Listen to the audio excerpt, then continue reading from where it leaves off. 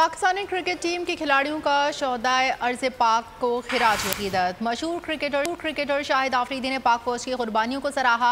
हर मुहिब वतन पाकिस्तानी अपनी मिट्टी की मोहब्बत को अपना फ़र्ज समझता है। शाहिद आफरीदी ने कहा कि जो कौमें शोहदा को भूल जाती हैं उनका नामो निशान नहीं रहता। अफ़वाज पाकिस्तान की मोहब्बत हमारी रग रग में बसी है। हारिस रऊफ़ ने कहा कि हर शख्स के दिल में अफ़वाज पाकिस्तान से अक़ीदत भरी है। नहीं आने दें। हर मुहिब वतन पाकिस्तानी अपनी मिट्टी की मोहब्बत को अपना फ़र्ज समझता है। जो कौमें अपने शोहदा को भूल जाती हैं उन कौमों का तारीख में कोई नामो निशान नहीं रहता।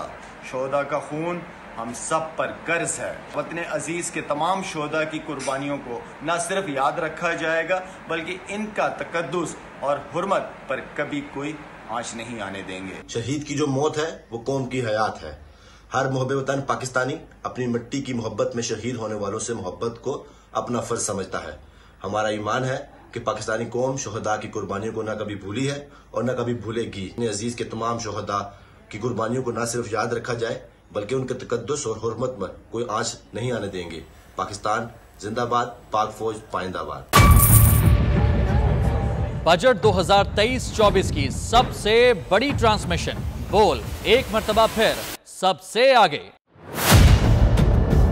वजीर खजाना की बजट तकरीर की सबसे बड़ी कवरेज 62% अवाम ने देखा बोल की स्क्रीन पर। Welcome back to the budget transmission.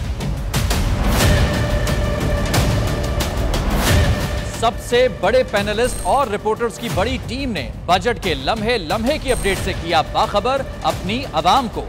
Gujarat अदाफ में यूं कह रहा हूं कि एक तरफ ये ख्वाहिश है कि लोगों को रिलीफ दी जाए क्योंकि इलेक्शन सिर पर है, तो कोई ऐसा बजट दे जो पॉपुलिस्ट हो। क्योंकि बोल रखता है खबर के हर पहलू पर नजर। बोल है सबसे आगे, सबसे पहले।